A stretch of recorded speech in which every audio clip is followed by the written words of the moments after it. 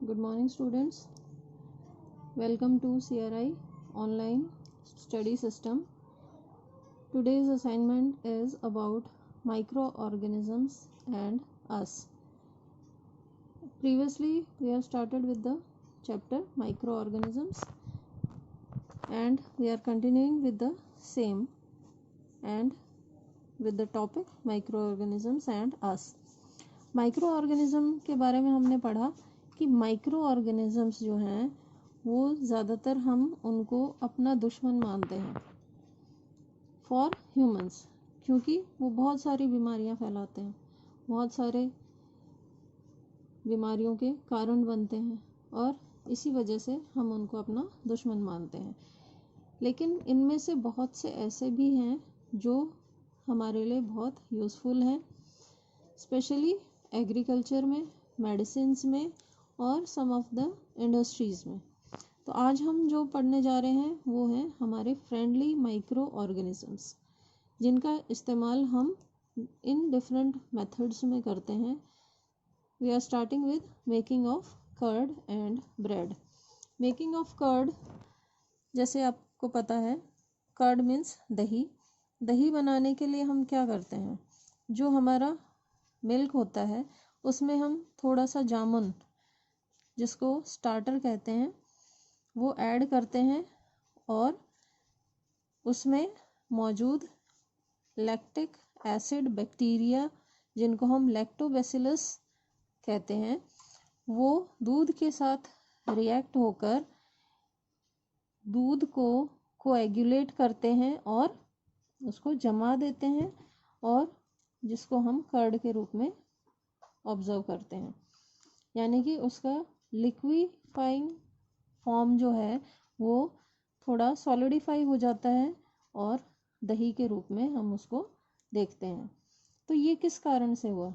ये हमारे lactic acid bacteria के कारण, जिसको हम लैक्टोबैसिलस कहते हैं, उनकी हेल्प से कन्वर्ट हो गया मिल्क किसमें? कर्ड में।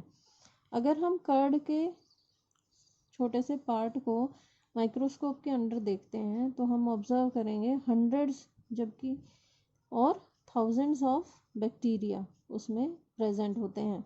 और ये बैक्टीरिया अपनी न्यूट्रिटिव वैल्यू, यानी अपने पोषक तत्व मिलाकर दही की जो क्वालिटी है उसको इंक्रीज़ करते हैं, उसकी वैल्यू को बढ़ाते हैं। और ये विटामिन कौन सा होता है? ये होता है विटामिन B12, जो कि कर्ड में पाया जाता है। और ये सारा काम किसका हुआ? ये है लैक्टोबैसिलस बैक्टीरिया का। नेक्स्ट है मेकिंग ऑफ ब्रेड। ब्रेड में भी हम देखते हैं कि इसका बहुत बड़ा रोल होता है। जो डो हम बनाते हैं, या जो हम भटूरे बनाते हैं, ब्रेड्स बनाते हैं, केक्स, पेस्ट्रीज़, ये जो भी हम प्रिपेयर करते हैं, ये सब प्रिपेयर होता है माइक्रो ऑर्गेनिजम्स की हेल्प से, जिसको हम यीस्ट कहते हैं। और यीस्ट क्या होता है? यीस्ट एक सिंगल सेल्ड फंगाई होता है, जो कि ऐड किया जाता है मैदा के आटे में और उसको फिर गूंदा जाता है। और गूंदने के बाद उसको थोड़े समय के लिए छोड़ दिया जाता है, क्योंकि ये यीस्ट जो हमने ऐड किया है आटे में, ये बहुत जल्दी मल्टीप्लाई होता है और आटे को रेज करने में मदद करता है। रेज करना यानी कि उसको फर्मेंट करना। फर्मेंटेशन में क्या होता है? यीस्ट जो है वो कार्बन डाइऑक्साइड प्रोड्यूस करता है, जिसकी वजह से आटे में बबल्स बन जाते हैं और वो उसकी क्वांटिटी को बढ़ा देते हैं और उसको हल्का भी कर देते हैं, उसका टेक्सचर स्मूथ हो और लाइट हो जाता है। और इसी के कारण जो हमारे केक्स होते हैं, ब्रेड्स होते हैं, हम उनके अंदर स्पॉन्जीनेस फील करते हैं। नेक्स्ट है माइक्रो ऑर्गेनिजम्स का कमर्शियल यूज़, यानी कि व्यावसायिक रूप से माइक्रो ऑर्गेनिजम्स का इस्तेमाल। तो सबसे पहले माइक्रो ऑर्गेनिजम्स का इस्तेमाल अल्कोहल यानी शराब, वाइन्स वगैरह बनाने में किया जाता है।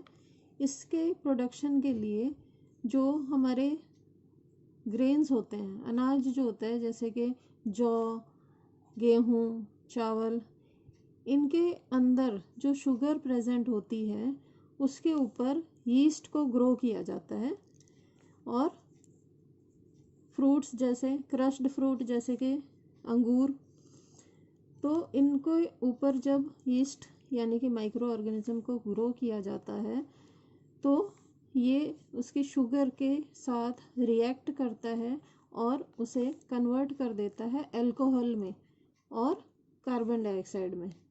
और ये सारा प्रोसेस होता है in the absence of oxygen, यानी कि वहाँ पर ऑक्सीजन नहीं होता। तो क्योंकि ऑक्सीजन नहीं होता इसलिए इसको क्या कहा जाता है, anaerobic respiration. So this process of converting sugar into alcohol during anaerobic respiration is called fermentation. fermentation असल में होता क्या है, यानी उफान आना। जब हम देखते हैं कि आटा, एग्जाम्पल ले रहे हैं कि आटा जब ख़राब हो जाता है गर्मियों के समय में, तो आपने देखा होगा कि वो फूल के ऊपर आ जाता है, उसके अंदर बबल्स इकट्ठे हो जाते हैं और वो बहुत ही हल्का हो जाता है। तो यही प्रोसेस हम अल्कोहल के लिए यूज़ करते हैं जिसको फर्मेंटेशन कहते हैं। इसमें यीस्ट जो है वो शुगर को कन्वर्ट कर देती है अल्कोहल और कार्बन डाइऑक्साइड में। नेक्स्ट है प्रोडक्शन ऑफ विनेगर। विनेगर की प्रोडक्शन में जो शुगर है, when sugar is fermented with lactic acid bacteria, जब शुगर को लैक्टिक एसिड बैक्टीरिया के द्वारा फर्मेंट किया जाता है तो शुगर जो है कन्वर्ट हो जाती है विनेगर और वाटर में। ठीक है, तो ये केमिकल रिएक्शंस के द्वारा माइक्रो ऑर्गेनिजम्स की हेल्प से अल्कोहल, वाइन और विनेगर्स को प्रिपेयर किया जाता है लेबोरेटरीज़ में, फैक्ट्रीज़ में, और उनका कमर्शियल यानी व्यावसायिक रूप से उनका इस्तेमाल किया जाता है। तो इस असाइनमेंट में हम आज यहीं तक पढ़ेंगे। ये हमारा कंटिन्यू रहेगा नेक्स्ट असाइनमेंट में। इसका जो स्किप्ड पार्ट रह गया है कर्ड का, वो मैंने यहाँ पर लिखा है। ये आगे स्पेस नहीं थी इस वजह से यहाँ पे लिख दिया।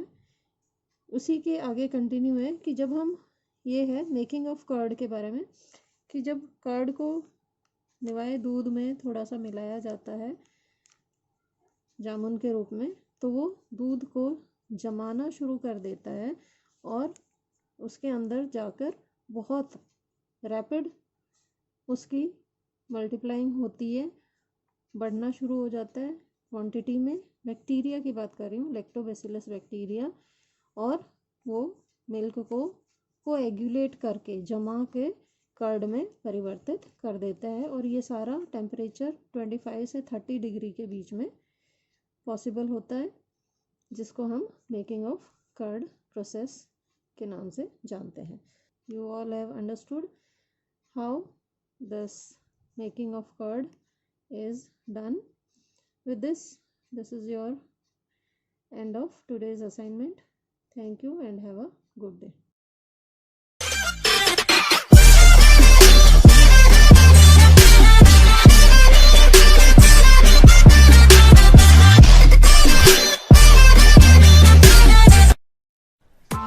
Press the bell icon on the YouTube app and never miss another update.